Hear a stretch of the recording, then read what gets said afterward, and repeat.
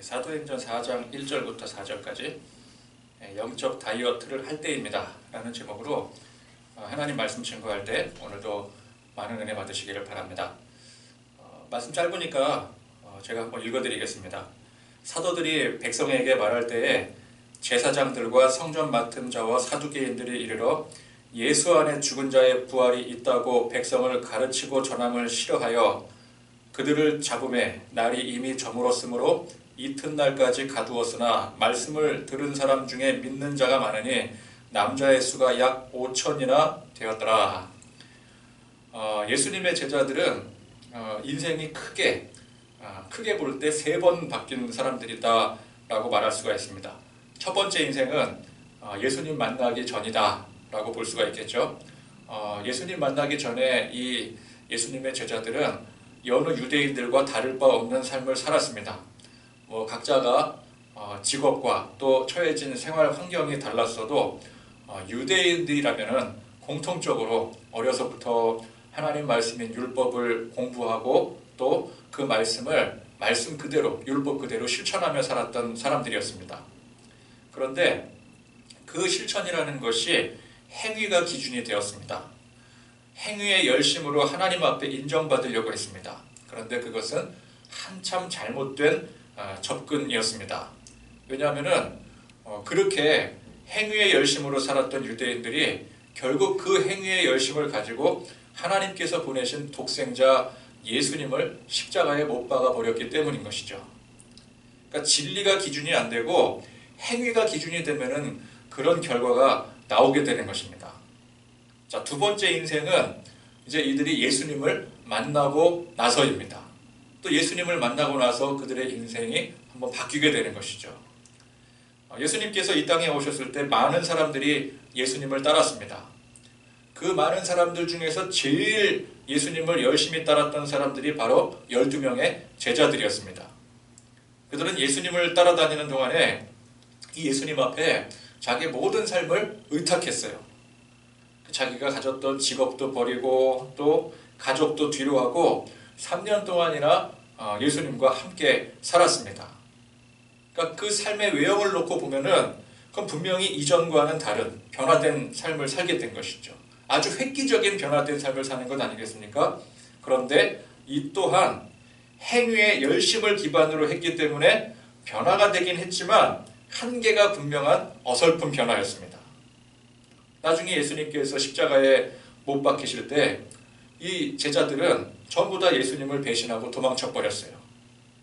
이 첫 번째 인생 부류의 사람들처럼 예수님을 못 박지는 않았다라고 볼 수는 있겠지만 따지고 보면은 못 박는 행위나 배신하고 도망친 행위나 별 차이가 없는 것입니다. 자, 세 번째 인생은 성령님을 만나고 나서부터입니다. 자, 이때 비로소 제자들은 완전히 변화된 예수 사람, 하나님의 자녀가 되었습니다. 이제는 그들의 삶이 행위의 열심이 아닌 십자가 은혜를 기반으로 하는 삶이 되었습니다. 이전에는 하나님 열심히 나름대로 믿었고 또 예수님을 믿는다고 예수님을 따라다녔어도 그 근본이 어디 있었어요? 세상 욕망에 있었던 것이었습니다. 그러나 이제부터는 성령님을 만나고 나서부터는 그 근본이 세상에 있지 않고 나에게 있지 않고 우리 주님께 하나님의 나라에 있게 되는 것입니다. 여러분, 우리도 마찬가지 아니겠습니까? 예수 믿는 사람들 인생이 크게 우리도 크게 보면은 3번 바뀐다라고 할 수 있어요. 예수 믿기 이전과 예수를 믿긴 믿는데 제대로 믿지 않을 때와 이제 예수를 제대로 믿게 될 때. 그러니까 하나님께서 우리 한 사람 한 사람 선택하셔서 하나님의 사람으로 만들어 가실 때에 결국 이 제자들이 3번째 가서야 비로소 하나님의 사람이 되게 된 것처럼 우리도 이제 성령님을 만나서 온전한 하나님의 사람이 되기까지 여러 많은 변화를 겪게 되는 것이죠. 어떤 사람은 크게 볼 때는 이게 3번이라고 볼 수 있겠지만 또 그 안에 세부적으로 볼 때는 수십 번도 더 바뀌는 사람이 있을 것이고 또 어떤 사람은 한 번에 바뀌는 사람도 있어요. 그죠? 그러니까 성령님의 은혜로 예수 사람 되기까지 그냥 빙빙 이 인생, 저 인생, 또 이 고난, 저 고난에 또 그 세상 욕망에 물들어 그렇게 빙빙 돌다가 그렇게 힘들게 겨우겨우 이제 예수 사람으로 하나님의 백성으로 도착하는 사람이 있는가 하면은 한 번에 예수 딱 믿고 예수 사람이 되는 그런 사람도 있는 것입니다. 그러면 우리가 기왕 하나님의 사람, 예수 사람이 될 거면은 뭘 그렇게 빙빙 돌아갈 필요가 있겠습니까? 인생 그냥 단맛 쓴맛 다 겪어보고 그러다가 완전히 그냥 기진맥진 해가지고 나중에 가서야 겨우겨우 하나님의 사람이 되느니, 그러니까 일찌감치 되는 게 이게 사실은 수죠. 우리는 어차피 다 거룩한 하나님의 백성, 예수 사람 될 사람들입니다. 하나님이 우리를 선택하셨다면 우리는 다 하나님의 사람이 되는 거예요. 여러분, 지금 그래도 우리가 이렇게 주님 앞에 예배드리고 또 내가 예수 믿노라고 그렇게 살아가고 있는데, 지금 현재 이렇게 우리가 신앙생활하고 있는데 이제 와서 하나님 포기하고 다시 세상으로 돌아가기에는 이미 늦은 사람들 아니겠습니까? 우리는.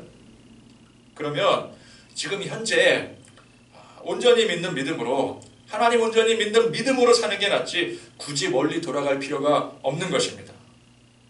그래서 여러분, 저와 여러분들이 아직도 우리 안에 여전히 세상 부질없는 그런 나의 욕망이, 또 세상적인 욕망의 그 찌꺼기가 남아있다면 그거 빨리 훌훌 다 털어버리고 속 편하게, 그냥 내가 속 편하게 나 예수님만 바라보고 살겠습니다, 하나님의 사람으로 살겠습니다, 그렇게 결단하며 살아가는 그런 축복이 저와 여러분들에게 임하시기를 간절히 소망합니다. 자, 세 번째 인생, 즉 완전히 예수 사람이 된 이 제자들은 이전과는 삶의 목적 그 자체가 달라져 버렸습니다. 세상 영광, 부, 명예, 건강, 이런 것들은 이제는 관심 받게 되었어요. 그러니까 첫 번째 변화되고 두 번째 변화될 때까지만 해도 이들의 관심은 다 여기에 있지 않았겠습니까? 예수를 믿는다고 하지만, 예수님을 열심히 쫓아다닌다고 하지만 결국 얻으려고 했던 것은 세상 영광이었어요. 부였어요. 명예였어요. 건강의 축복이었어요. 그런데 이제 세 번째 변화되어 정말 예수 사람 되고 성령 충만한 사람이 되고 나더니 이제 그런 모든 것들이 그동안 추구했던 모든 가치들이 이제는 전혀 관심이 없게 되어버리는 겁니다. 이들의 관심은 오직 예수 그리스도의 십자가, 나를 위해 피 흘리신 예수님의 그 보혈, 그 십자가의 복음을 나는 이제 이렇게 알게 되고 깨닫게 되고 믿게 되었는데, 그 축복을 받아 누리게 되었는데 아직도 그 복을 알지 못해서 세상에 방황하는 그 세상을 향해 전하는 것. 그래서 이들은 항상 하나님을 예배하고 찬송하고 이 복음 증거를 했습니다. 사명자의 인생은 다른 게 아닙니다. 우리의 인생의 목적이 달라지는 거예요. 아무리 나가서 뭐 전도를 열심히 하고 또 선교를 매 때마다 나가도 그 삶의 목적이, 또 그렇게 하는 행위의 목적이 세상 안위와 세상 영광에 있다면은 그냥 무늬만 사명자가 되는 거예요. 겉으로 볼 때는 정말 사명자처럼 보일 수 있어요. 열심히 하니까, 보여지는 행위의 결실들이 많아 보이니까. 야, 저 사람이 사명자다 하지만 그 목적이, 그 내용이 세상 안위에 있다면, 여전히 세상 영광 가운데 취해 있다면 그거는 사실은 진짜 사명자가 아닌 겁니다. 그러니까 우리가 세상에 속해 어떤 일을 하든지 간에, 또 어느 곳에 가 계시든지 간에 그 있는 그곳에서 우리 인생의 목적이, 내 인생의 목적이 세상이 아니라 우리 오직 주님께, 우리 십자가의 주님께 있는 사람을 우리는 진정 사명자라고 부를 수가 있는 것입니다. 적어도 주님은 그런 사람을 사명자로 부르시는 거예요. 그러니까 겉으로 기도 많이 하고 뭐 교회에서 열심히 봉사하고 선교활동 많이 하고 그게 기준이 되는 게 아닙니다. 어느 곳에 있든지 간에, 우리 세상 직장에 나가서 일을 하건 또 어디 가서 뭐 어떻게 살건 간에 우리 마음의 중심이 우리 주님을 향해 고백이 되어지고 고정이 되어 있을 때 그 사람이 사명자가 되는 거예요. 그러면 있는 그 자리에서 무엇을 하건 간에 그게 사명이 되는 거예요. 내게 주어진 일을 열심히 하면 그게 사명의 길이 되는 것이고, 또 내 주변 사람들에게 또 좋은 영향력 끼치고 또 잘 섬기고 또 희생하고 헌신하고 사랑하고 또 그렇게 노력하고 살면은 그 자체가 하나님의 사명이 되는 것입니다. 복음 증거는 무엇입니까? 그렇게 내가 열심히 하는 가운데 주님을 모셔놓고, 내 삶의 중심에 주님을 모셔놓고 정말 누구를 대하든지 간에 예수님을 만나듯이 하나님을 대하듯이 그렇게 대하며 나아갈 때 그런 자연스러운 관계 속에서 복음 한마디 전하는 거예요. 예수 믿으세요. 교회 한번 나갑시다. 전도도 하고 또 그러는 가운데 또 열심히 또 교회에서 봉사하고 또 선교도 나가고 그러면 그게 얼마나 정말 하나님 앞에 거룩한 사명이 되겠습니까? 이 제자들, 사도들이 사람들에게 무엇을 전했나요?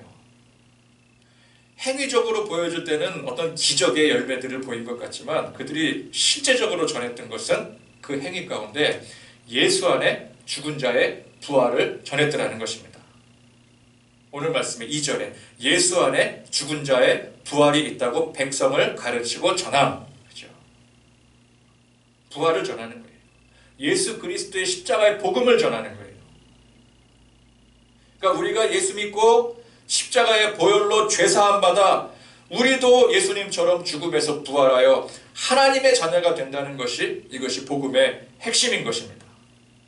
그러니까 예수 믿으면 뭐 복 받아서 뭐 방금 전에 보여줬던 그 기적들처럼 놀라운 막 그런 뭐 병고침의 기적이 일어나고 또 뭐 부자가 되고 뭐 세상에서 형통하고 명예를 누릴 수 있다 그렇게 전하는 게 아니에요.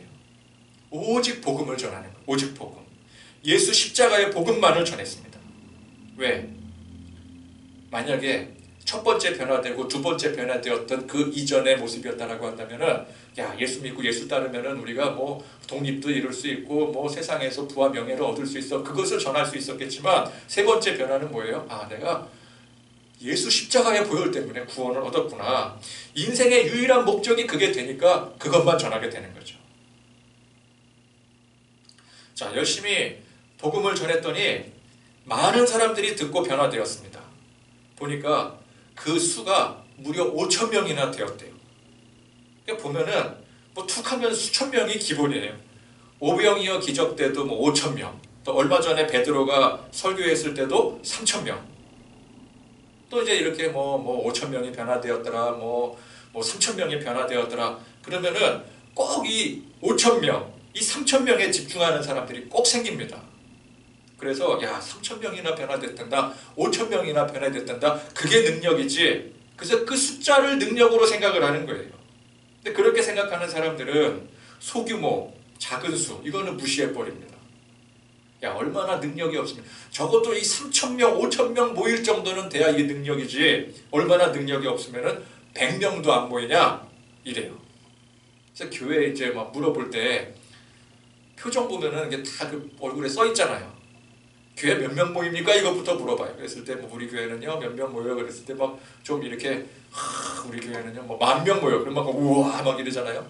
근데 우리 교회 뭐 100명도 안 모여요. 우리 교회 10명 모여 이러면은 사람들이 뭐 겉으로는 그렇게 표현을 안 하려고 그래도 그 얼굴 그 가죽 뒤에 그게 다 새겨져 있어요. 아이고 참 잘해라 잘해 뭐 이런 얼마나 능력이 없으면은 그 정도밖에 못 모으냐. 그런 걸 이제 우리가 읽을 수가 있죠. 여러분 숫자가 기준이 되면은 당연히 숫자가 많으면 능사가 돼요. 그러니까 100명이면 하찮은 것이 되고 10,000명 되면은 막 대단하고 그게 옳은 게 돼버리는 거예요. 그러면 그런 사고를 가진 사람들이 한 영혼을 귀하게 여기겠습니까? 한 영혼을 귀하게 여긴다고는 하지만 그 사람들은 한 영혼보다는 100명, 1,000명, 10,000명이 더 귀한 거예요. 숫자가 더 귀한 거예요. 그렇게 따지면 야 그러면은 한 영혼보다 더 많은 영혼들을 감당하는 그런 마인드를 가지고 있으니 대단한 거 아니냐? 근데 그 영혼에 관심이 있는 게 아니라 숫자에 관심이 있는 거예요. 정말 영혼에 관심이 있는 사람은 한 영혼에 관심을 둡니다. 그래서 성경에서 3,000명, 5,000명 이렇게 언급을 하는 것은 그 숫자가 중요해서 그렇게 언급하는 게 아니에요. 성령님께서 작정하고 역사하시면 3,000명이든 5,000명이든 그건 아무것도 아니라는 뜻에서 언급을 하는 거죠. 그러니까 마음만 먹으시면 뭐 10만 명, 100만 명도 뭐 전 세계인들도 성령님께서 한번 마음만 먹으시면 그 얼마든지 끝낼 수 있는 거예요. 근데 그런 주님께서 그런 성령님께서 3년 동안 제자들 12명도 제대로 권사하지 못하신 것은 그건 어찌된 일입니까? 그건 능력이 모자라서 아직 능력이 안 돼서 그거 못하신 게 아니라 그렇게 안 하신 거예요. 그죠? 주님이 하신 일이잖아요. 주님은 하실 때가 있고 안 하실 때가 있어요. 그건 주님의 기준이에요. 그러니까 주님의 때가 다른 것이죠. 그러니까 12명도 제대로 변화되지 못하는 때가 있는가 하면은 한 번에 5천 명이 변화되는 때가 있는 것입니다. 그거는 전적으로 주님께서 필요에 따라서 행하시는 거예요. 그러니까 숫자는 주님의 능력과는 아무런 관계가 없습니다. 만약에 숫자가 기준이 된다면 예수님은 공생의 기간 동안 능력이 없으셔서 그것밖에 못했다고 설명을 해야 되는 거예요. 대형교회는 능력이 많아서 그렇게 됐고 소형교회는 능력이 없어서 그렇게 되는 게 아니라 다 우리 주님께서 각각 필요에 따라서 다르게 역사를 하시는 것입니다. 우리 주님은 필요하실 때는 12명 가지고도 그 12명을 변화시키지 않으세요. 그러나 필요하시면 한 번에 5천 명도 변화시키시는 거예요. 그래서 오늘 말씀의 이 5천 명은 성령님께서 지금 그렇게 하실 필요가 있으시니까 그렇게 하신 것이고, 그래서 그거는 성령님의 소관인 것이지 우리의 소관이 아닌 것입니다. 그래서 우리는 숫자와 상관없이 숫자에 현혹되지 말고 항상 우리는 십자가의 복음, 주님의 복음을 붙들어야 되는 거예요. 그리고 그 복음을 전할 한 영혼 한 사람에 집중을 해야 되는 것입니다. 자, 그래서 이 복음의 능력은 우리 인간의 기준으로는 불가사의한 것입니다. 아무리 좋은 메시지라도 여러분 우리가 생각할 때, 그렇죠? 우리 인간적인 개념으로 생각할 때 어떻게 5천 명이나 한 자리에서 변화가 되겠습니까? 어떤 유명한 정치인이 나와서 정말 탁월한 강연을 했다. 그러면은 그럴 수 있겠지만 여기 모인 사람들이 그런 유명인들이 아니잖아요. 그죠? 어떤 유명한 스포츠 스타라든지 연예인이라든지 그런 사람들은 그런 파급적인 효과가 있을 수 있겠죠. BTS가 중국에 가가지고 그러니까 몇천 명, 몇만 명이 모이더라. 이거는 가능하지만 아무런 영향력이 없는 사람이 몇 마디 전했는데 5천 명이 막 반응을 하더라. 이거는 불가능한 일이에요. 게다가 보니까 이렇게 변화된 사람들이 준비된 사람들이 아니에요. 원래 지금 이 사람들은 전부 다 십자가의 원수들이었습니다. 형식적인 믿음으로 거짓된 종교적 허울을 입고 살았던 사람들이었어요. 그럼에도 이 복음의 메시지 몇 마디에 반응을 하고 믿으니 이 복음의 능력이 얼마나 큰 것입니까? 또 이 복음의 능력이 사람의 능력이겠습니까? 성령님의 능력이라는 거예요. 여러분, 한 사람이 주의 복음으로 변화되기까지 우리가 볼 때 얼마나 힘겨운 과정들을 겪는지 모릅니다. 우리가 다 전도를 해봐서 아시지 않겠습니까? 한 사람을 전도를 해서 그 사람을 교회 이 자리에 앉히기까지 얼마나 많은 노력을 기울여요. 밥을 얼마나 많이 샀습니까? 얼마나 많이 그 사람의 편의를 봐주고 또 봐주고, 그죠? 말 다 들어주고 몇 년을 그냥 한결같이 전도를 해야 겨우 이 자리에 한 번 나오는 거예요. 내가 나가줄게. 그리고 나가줄게 그래도 이번 주에 나올래, 다음 주에 나올래, 나온다 그러고 그렇게 안 나가다가 겨우 한 번 나오잖아요. 그러면 또 이제 이 자리에 나와서 겨우 이 자리에 몇 년을 공들여서 앉혔네요. 그럼 그것으로 끝입니까? 나오면 끝입니까? 여기에 앉히는 거는 사실은 그렇게 또 어려운 게 아니에요. 더 어려운 건 뭐예요?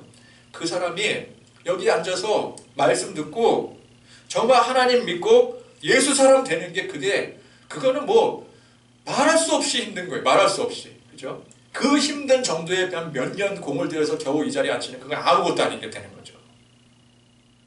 그러니까 그 한 사람을 여기 앉히는 거는 어떻게든 내가 노력을 하든 돈을 들이건 뭘 하든 간도 쓸개도 내어 빼주건 해서 할 수는 있겠는데 어렵지만, 그러나 그 사람이 하나님의 말씀을 듣고 변화되게 하는 것은 우리가 아무리 노력을 하고 열정을 쏟아 부어도 그건 우리가 할 수 있는 일이 아닙니다. 근데 이게 핵심이죠. 결국 한 영혼을 돌아오게 하는 것은 우리의 몫이 아니라 성령님의 몫이라는 것입니다. 사실 성령님은 한 사람이 돌아오게 하실 때에 아무런 노력이 필요가 없으세요. 그냥 그 사람 마음 가운데 한 번만 딱 터치하시면 되는 거예요. 변화되어라 하면은 변화되는 거예요. 명령만 하시면 돼요. 바울 같은 그 깐깐한 사람도 예수님께서 그 다메섹 도상에서 한번 딱 터치를 하시니까 그냥 무너지지 않습니까? 그냥 돌아오지 않겠습니까? 우리는 한 사람을 아무리 전도하고 열정을 다 쏟아 부어도 그래서 겨우 이 자리에 앉히는 것, 그것까지는 가능할지 몰라도 그 사람을 변화시키는 건 불가능한 일이에요. 그러나 우리 성령님은 단 한 번에 5,000명을 변화시키는 게 가능하신 것입니다. 그러므로 우리는 열심히 우리가 주의 복음을 증거하고 전도하고 선교하지만 우리가 그 영혼을 변화시키고 책임지는 게 아니라 성령님께 맡기는 거예요. 우리의 역할은 성령님께 맡기는 거예요. 그런 마음을 가지고 사명을 감당해야 됩니다. 괜히 뭐 그냥 내 목에 어깨에 힘이 들어가가지고 그냥 내가 하려고 그냥 능력받았다. 뭐 나 능력받아서 내가 그 일 하겠다. 그래서 막 내가 하려고 그러고 막 내가 변화시키려고 그러고 다른 사람 못 믿겠고 내가 가르쳐야 되고 내가 기도해줘야 되고 그래서 내가 부흥시키려고 너무 이 열정에 넘친 나머지 성령님의 영역을 침범해버리는 거예요. 열심히 주님의 사명을 감당하되 내가 할 수 있는 영역과 성령님께서 하시는 영역을 구분할 줄 알아야 됩니다. 그래서 우리는 우리에게 주어진 사명을 열심히 감당하면 되는 거예요. 그죠? 열심히 전도해야죠. 열심히 다독거려야죠. 이 자리에 어떻게든 앉혀야죠. 어떻게든 예수 믿으라고 교회 나오라고 그렇게 해야죠. 그러나 그 사람을 변화시키는 것은 내가 하는 게 아니라 성령님이 하시는 것입니다. 그래서 나 열심히 했는데 왜 이렇게 결실이 없나? 다른 사람들은 나가서 열심히 전도해서 그냥 매주마다 막 등록시키고 그런 나는 이렇게 전도를 해도 이렇게 결실이 없나? 나온다고 해놓고서는 왜 이렇게 안 나오나? 그래서 그 사람에게 배신감 느끼고 그래서 원망하고 자기 스스로를 자책하고 여러분 그러면 안 돼요. 그 또한 하나님의 뜻인 거예요. 믿고 맡길 줄 아는 것이 중요한 것입니다. 나는 이렇게 열심히 했지만 이것은 내 소관이고 하나님의 소관은 다른 것이다. 그 사람을 변화시키는 것은 내가 할 일이 아니라 우리 성령님이 하실 일이다.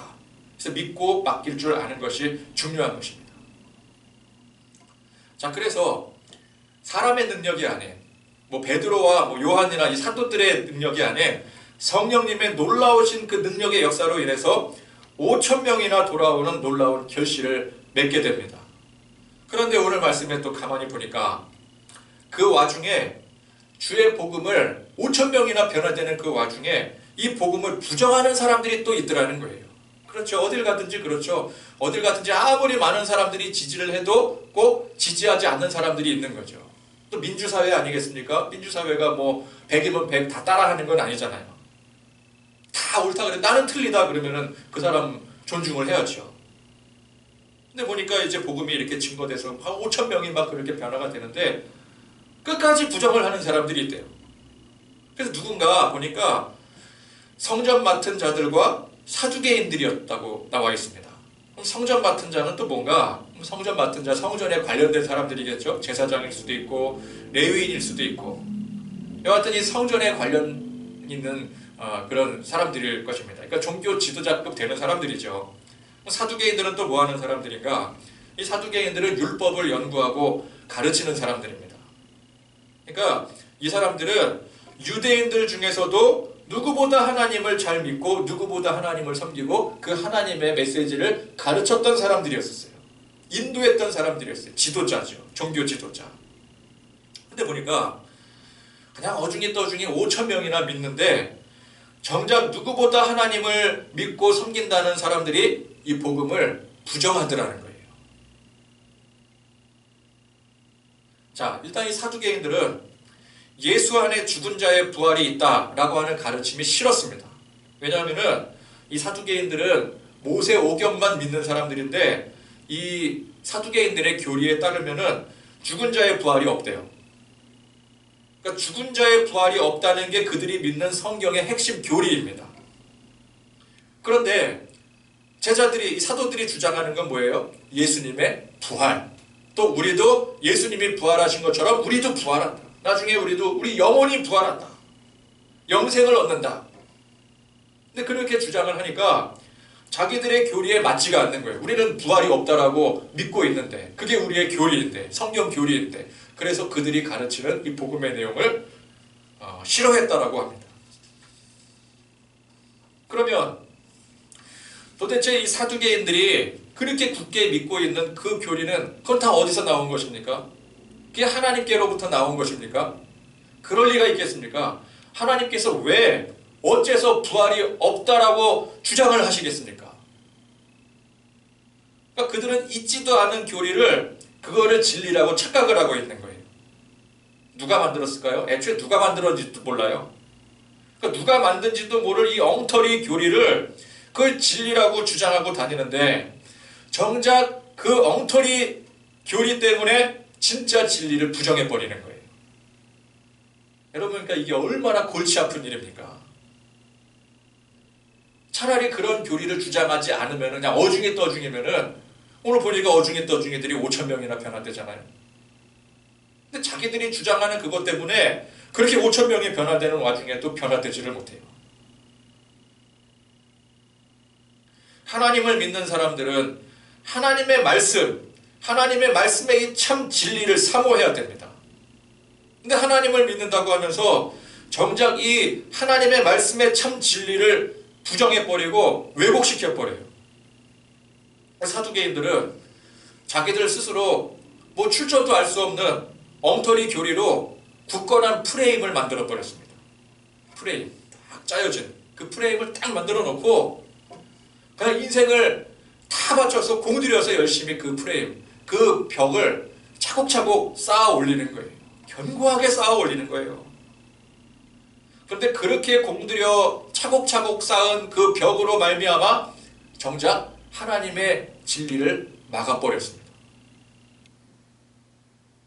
이들은 자기들이 공들여 만든 그 프레임, 그 굳건한 벽이 그게 기준이 되어버렸어요. 그 안에 진리가 있다고 믿었어요. 근데 아니거든요. 전혀 엉뚱한 상관없는 뭐 근본도 없는 거거든요. 근데 그 프레임을 들고 거기에 맞으면 진리, 거기에 맞지 않으면 무조건 부정해버리는 거예요. 그래서 뭐 그냥 뭐 대다수 뭐 어중이 떠중이들도 예수 믿고 변화되는 마당에 정작 하나님을 믿는다고 자부하는 사람들이 예수님을 못 믿고 변화되지를 못하는 거예요. 자, 이런 어리석은 일들이 그때만 있었습니까? 지금도 교회 안에 여전히 그런 안타까운 일들이 벌어져요. 제가 예전에 이제 교육 전도사로 학생 사역을 할 때 중고등부 사역을 하는데 제가 있던 교회가 이제 참 규모가 작은 교회에 학생들 뭐 얼마 되지도 않았었어요. 그런데 희한하게 제가 맡았던 그 당시에 그 학생 몇 되지도 않은 학생들이 상당수가 문제아들이더라고요. 문제아들. 그냥 이제 사회적으로 볼 때 문제아들. 애들이 중학교 이제 졸업하고 고등학교 갈 나이에 갑자기 막 한둘씩 학교를 자퇴를 하는 거예요. 그러더니 뭐 한두 명이 자퇴를 하더니 또 너도 나도 따라서 막 나도 자퇴했어요. 나도 저한테 와갖고 자퇴했다고 자랑을 하더라고요. 무슨 학교를 자퇴하는 게 유행이 돼버렸어요. 교회 안에서. 그러니까 그렇게 학교를 자퇴하고 그냥 막 사는 애들이었습니다. 그래서 제가 이제 이 애들을 데리고 어떻게 할까? 어떻게 하면 좋을까? 근데 이 애들이 또 교회는 또 나오거든요. 제가 또 어떻게든 막 아침에 깨워서 나오기도 하고 막 교회는 나오거든요. 교회를 나오는데 얘네들을 데리고 좀 어떻게 할까 고민을 하다가 마침 뭐 누가 뭐 악기를 하나 준다는 사람이 있어가지고 악기를 하나씩 주고 이제 한 놈은 뭐 자기는 뭐 없는데 사러 간다 그래서 또 이렇게 세무상가 가서 같이 가서 골라주고 그래서 악기를 하나씩 다 주워주고 배정해주고 악기 없는 애는 널 보컬해 그래서 이제 찬양단 밴드를 조직을 했어요. 근데 저는 또 이제 그쪽으로는 전문가가 아니니까 이제 신학교의 친구들 그쪽으로 또 잘 할 수 있는 친구들을 데려다가 이제 월요일날 쉬니까 월요일날 애들 모아놓고 이제 가르칩니다. 근데 험한 애들이었는데 참 뭐 그냥 껄렁껄렁한 그런 문제아들이었는데 그래도 재미 붙이고 잘 따라줘서 열심히 이제 모여서 매주마다 모여서 꼬박꼬박 연습을 하고 그래서 이제 여름이 되어서 이제 교회에서 찬양단 공연을 했습니다. 근데 그래봤자 실력이 얼마나 수준 이하였겠어요. 그래도 이제 목사님이랑 성도님들이 다 같이 모여서 참 대견해하고, 야 너희들 그렇게 열심히 나와서 연습하는 거 보니까 너무 당연하다. 뭐 실력을 떠나서 너희들은 정말 너희들의 입술로 찬양하는 또 그 악기 연주로 찬양하는 그 찬양 하나님 받으시니 얼마나 좋은 일이냐 그러면서 뭐 다들 대견하게 여기시고 은혜를 많이 받았어요. 여러분 이게 얼마나 감동적입니까? 비록 뭐 행색들은 뭐 머리는 다 노랗고 파랗게 물들이고 뭐 피어싱 주렁주렁 달고 뭐 그냥 옷에다가 쇠사슬 같은 거 뭐 그냥 치렁치렁 자기들은 패션이라고 하는데 우리들이 볼 때 거지 같거든요. 근데 어쨌든 간에 뭐 그런 행색을 가지고 뭐 되지도 않는 실력으로 뭐 악기 연주한다 그러고 뭐 다 틀리고 뭐 돼지 먹단 소리로 꽥꽥 질러대고 그리고 찬양한다고 그러고 있는데, 외형은 그렇지만 정말 어디 갈 데 없어서 방황하는 애들, 학교에서도 내놨고요. 학교에서 내는 게 아니라 자기들이 스스로 나왔죠. 근데 제가 환경을 보니까 거기 그렇게 나온 애들이 대부분이 부모님들이 거의 내놓다시피 해서 다들 혼자 사는 애들이었었어요. 혼자 자취하고 뭐 집에서 나오고. 근데 그런 애들이 교회에 모여서 열심히 하나님을 찬양하고. 근데 그게 이제 뭐 진심이 아닌 건 아니더라고요. 또 제가 알아보니까 정말 진심으로 자기들도 하나님을 믿고 싶고 하나님을 의지하고 싶고 찾기 힘든 거 알거든요. 그래서 그렇게 하나님을 찬양하고 있다는 게 그게 은혜인 것 아니겠습니까? 근데 그렇게 이제 감동받고 은혜를 받는 사람들이 있는가 하면 또 그 중에 어떤 사람들은 경건한 교회 강단에 어떻게 머리 노랗게 물들이고 피어싱이나 하고 껄렁껄렁한 아이들을 세울 수가 있겠느냐, 그렇게 따지는 사람들도 있는 거예요. 그러니까 학생 사역이나 이 청년 사역을 하면은 꼭 그런 사람들이 어딜 가나 있습니다. 교회는 이래야 된다. 그런 어떤 자기 프레임이 이게 딱 씌워져 있어서 그 기준을 벗어나면 안 되는 거예요. 뭐 애들의 상황, 뭐 그런 거는 뭐 상관이 없고 그 프레임에 맞아야지 되는 거예요. 그 벗어나면은 용납을 못 하는 거예요. 비록 겉으로 보이는 행색은 경건하지 못할지라도 내면은 그렇지가 않거든요. 세상에서 문제아로 낙인 찍히고 어디 오갈 데 없는 애들이 이 교회에 와서 보살핌을 받고 자기들 나름대로 할 수 있는 최선을 다해서 그 찬양하고 예배하는 그런 모습을 본다면은 여러분 그까지 그 외형적인 그 모습이 그게 뭐가 문제가 되겠어요? 우리 주님께서 그 외형을 보시겠습니까? 거기에 감동이 있고 그래서 위로와 격려를 해주는 게 그게 당연한 일이지요. 단번에 5,000명이 변화될 정도의 놀라운 이 성령님의 역사가 일어나는 장면에 그런 성령님의 강력한 역사하심 속에서도 자기 스스로 벽을 쌓아놓고 그거를 다 굳건하게 막아버리면은 그 아무 소용이 없는 거예요. 그런데 여러분 이 벽은 다른 사람 것만이 아닙니다. 저 멀리 있는 사두개인들이 아니라 바로 내 안에 쌓여있는 벽을 바라봐야 되는 것입니다. 그래서 우리는 내 안에 이 견고히 쌓이고 있는 이 벽을 끊임없이 허무는 작업을 해야 됩니다. 벽을 허뭅시다 그랬더니 또 자꾸 남한테 그 옆에 있는 사람한테 기웃거리면서 자꾸 그 사람의 벽을 허물려고 그래요. 들었지? 당신의 벽을 허물어야 돼 막 이러고 있어요. 여러분 다른 사람을 볼 게 아니라 나를 들여다봐야 됩니다. 나를 들여다봐야 되는 거예요. 우리가 주 안에서 성령님 안에서 살기 위해서는 끊임없이 벽을 허물어 그 안에 있는 것들을 비우는 작업을 해야 돼요. 벽을 왜 허뭅니까? 벽 안에 있는 게 아무 쓸데없는 것이기 때문에 그 벽을 허물고 그거 빨리 다 비워버려야 되기 때문에 벽을 허무는 거예요. 그래서 견고한 마음의 벽, 그게 열심히 쌓아왔는데 그걸 나중에 다 허물어 버리니까 그 안에 무엇이 들어차 있습니까? 내 기준, 내 욕망, 세상 기준, 세상 욕망들이 그 안에 가득 차 있는 거예요. 그게 다른 사람들, 오늘 말씀에 사두개인들에게만 있는 게 아니라 나에게도 있는 것입니다. 그런 것들을 견고한 벽을 세워서 꼭꼭 막아두는 거예요. 그러면 그 안에 진리의 말씀이 들어가지가 못하는 거죠. 은혜가 들어갈 수가 없는 거죠. 우리가 예수 믿기 이전에는 채우는 인생이었습니다. 뭘 채워요? 뭐 이것저것 다 채우는 거죠. 뭐 그래서 이것저것 주워다가 채우고 또 거기 또 다 채워지는 것 같으면은 견고한 벽돌로 차곡차곡 쌓는 겁니다. 그리고 또 채우고 채워서 옆에 또 하나의 또 창고 방을 만들고 또 벽을 쌓고 또 그게 혹시 무너질까 또 열릴까 누가 혹시 열어갈까 튼튼한 자물쇠로 또 꽉꽉 잠가버리는 거죠. 근데 예수 믿은 후에는 그렇게 견고하게 쌓고 채운 모든 것들을 허물고 비우는 인생이 돼야 됩니다. 열심히 모으고 쌓을 때는 그게 내 인생의 전부인 줄 알았어요. 그거 없어지면 큰일 나는 줄 알고 자물쇠로 막 꽉꽉 채워두고 있었어요. 근데 예수 믿고 예수님이 그거 다 열어라, 그거 다 허물어라.